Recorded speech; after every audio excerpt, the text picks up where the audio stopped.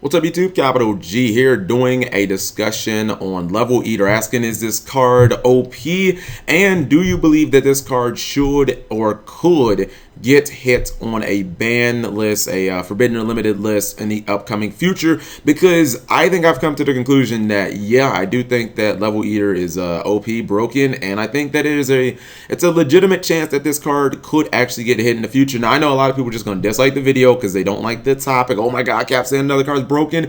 Dislike, instant dislike, unsub, all that good stuff, because you know I do this from time to time. I like to start up topics for debates, and I'm not saying that I'm 100% right because I listen to other people's opinions, but they're just, you know, ideas that I'm throwing out there. And in the past, I had the video on Lavalval Chain, people didn't like that, and a month later Lavalval Chain got banned, and I had a video on Corinne back in June, people didn't like that, and then 2 months later Corinne got limited. So you know, sometimes I'm right, sometimes I'm wrong, but we're talking about Level Eater today, and I really think that this has become one of the most important cards in the entire game for the synchro mechanic. Like, I feel like there's a couple of cards you can look at them, and I feel like they become so important to that mechanic that every deck that uses that tries to incorporate that, or you just see it everywhere. Like, you know, I compare it to something like Elder Entity, Norden, Tour Guide, and Terratop. What those cards do for the Xyz summon, it's like, man, you just see those cards everywhere in Xyz decks, or what Corinne was to Pendulum decks. Like, every Pendulum deck in the world was just like, why shouldn't we run 3 Corinnes?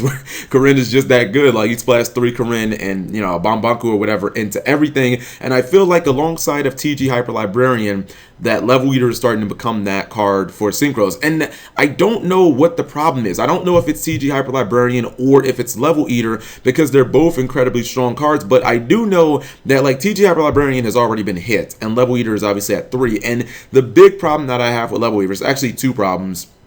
One is the obvious, the one that most people will probably agree with, is it's not a once per turn effect. And, you know, this card was released back in the 5Ds days. It was obviously supposed to help synchros, and, you know, a lot of cards back then during 5Ds era and GX era weren't like necessarily once per turn. You know, things like Dark Arm Dragon and Stratos and other really good cards, they weren't once per turn. So it's really not that, like, it's not that hard to believe that, you know, this card wouldn't be once per turn. And the second and kind of the bigger thing is, you don't really have to, there's no cost or there's no payment attached to Level Eater. You don't have to give up anything tangible when you summon it. You don't give up any life points. You don't miss out on any phases or any different abilities that you can activate. It's not like it skips your battle phase, or, you know, once you synchro with it, it goes back to the deck, or it's banished or anything. It's like almost no drawback. And I know people might say, well, Cap, you have to have big monsters on the field to constantly use its ability, but I mean, look at the mechanic that it's supposed to support. It's supposed to support synchro. Every synchro deck ever pretty much wants to have big monsters on the board so that they can either synchro with them, or the big monsters themselves are the synchro. So it's like you're basically using the cost is, or the cost basically is what your deck is designed naturally to do. It's not like you're going to run this in Monarchs or anything, even though this came in the Emperor of Structure or the Emperor of Darkness Structure deck for some random reason. And I don't actually know if a limitation on Level Eater would honestly do that much. Like, I think it might have to just be a card, if you're on my side of the argument, that needs to be banned. And usually banning is like one of the things, I think it should be the last resort. I'm usually against banning of cards. I'm like, all right, put it at 1 first, see what happens, and then we kind of go from there. But like, there are just so many consistent ways of getting this card in the graveyard. You know, you've got Armageddon Knight, you got Dark Grapher, you have Rhoda to get these cards, Foolish Burial, and then it is a level 1, so you can play your wand for 1. So it's like you have so many ways of getting this in the graveyard that I'm not sure that it being at 1 is going to make that big of a difference. I mean, and the thing is, guys, I'm not trying to be an idiot here. I'm trying to take into consideration the decks that are abusing Level Eater and TG Hyper Librarian, because it's one thing if you're seeing these crazy combos on my channel and you're like, wow, these synchro decks are going off, man, but you know in the back of your mind they're inconsistent. They're not going to do anything on the competitive level. You're not going to see this topping a YCS or a region or anything like that. And you know what? Some of these decks I posted on my channel, 100% I'll agree with you, because, you know, you see this deck right here, how to summon 3 Quasars and 2 Seafer Dragons turn 1, and you've got to run a bunch of bad cards like Magical Mallet and stuff like that. You see the Level Eaters here, but you know this is never going to be like super competitive on a, you know, it's not going to be consistent enough to take like a YCS or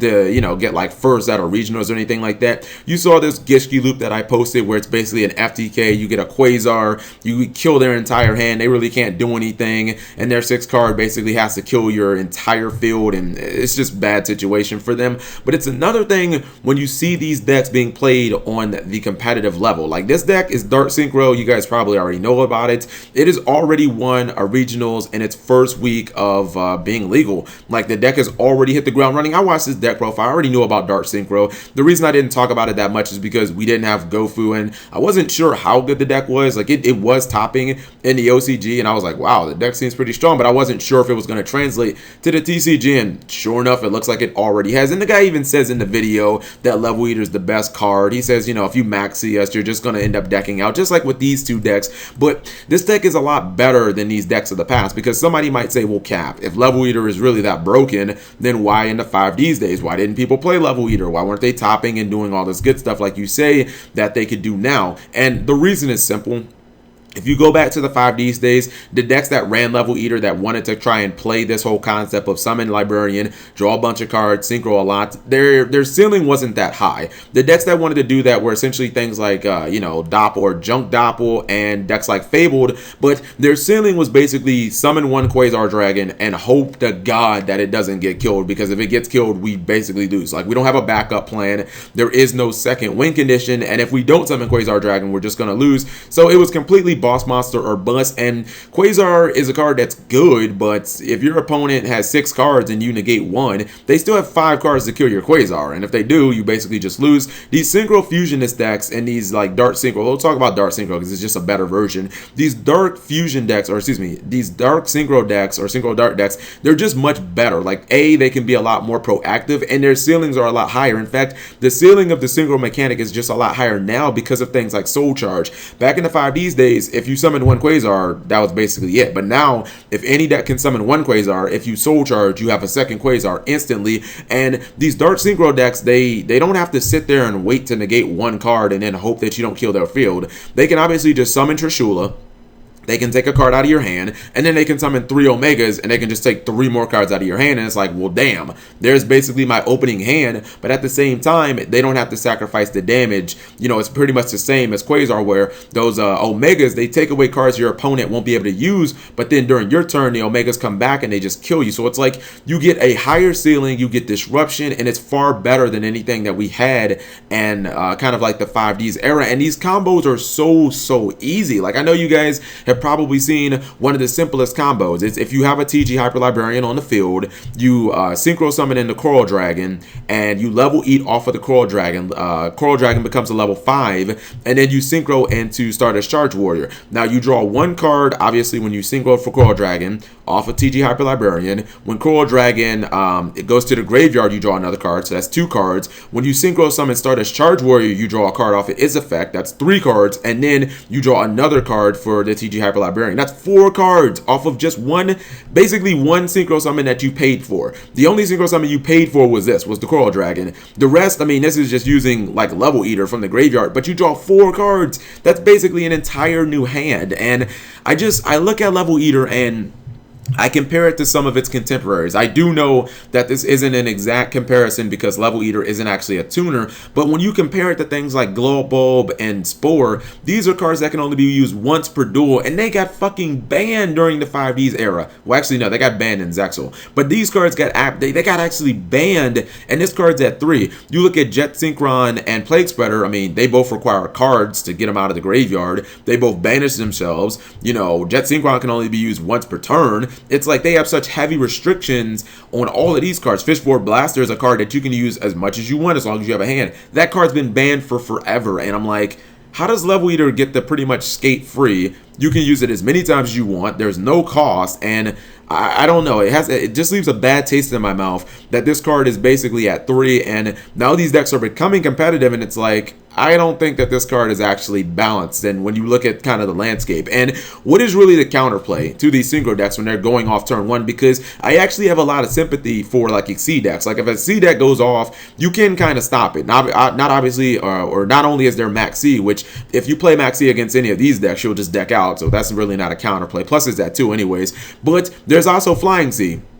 would Burning Abyss players want to go off and summon their triple Dante or, you know, their Beatrice plus like double Dante? At least there's cards like Flying Sea that says, no, you will not, you know, exceed summon anymore. You'll have to use something like Alec, or you'll have to blow this up somehow, or you'll have to Farfet. Like, you have to go out of your way to get this off the field to want to exceed summon. But there's nothing like that for the synchro mechanic. There's no Flying Sea for synchros where we just summon it to their side of the field, or we just literally, from our hand, we can stop the player from synchro. If there was, I wouldn't be making this video. So it's like the counterplay to synchro summoning is more difficult than exceed summoning. You could use Ghost Ogre or Veiler on the TG Hyper Librarian, but let's just say, I mean, what's stopping them from using Soul Charge and getting it back? Maybe they synchro with it. Like, who knows? It doesn't definitively stop the play. I'll show you guys another replay, and I'm not going to roll this whole clip because you guys have already seen Triple Quasar made on my channel before. Even though this one's a little different, instead of going for Seafers, you end up going for Crystal Wing Synchro Dragon. Basically, what I just want to show is the concept of just, you know, how these new synchro decks are running now, where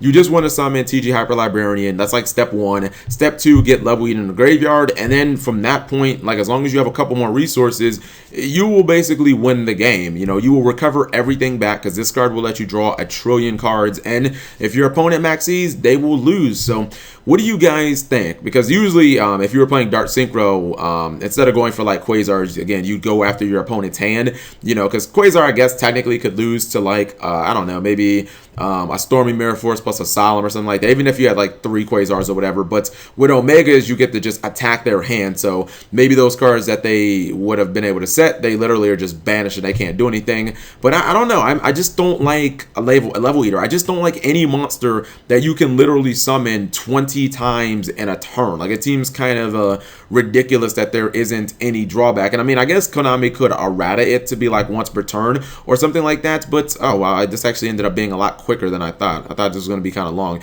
But I don't know, I think level eater probably needs to get hit in some way. So let me know if you guys agree. If you don't agree, just let me know in the comment section below. I mean, I could be completely wrong about this, guys. I've been wrong in the past. You know, a lot of people thought I was wrong about Regeki. Anyways, thank you guys for watching. As always, thumbs up the video if you did enjoy it, and subscribe if you haven't already.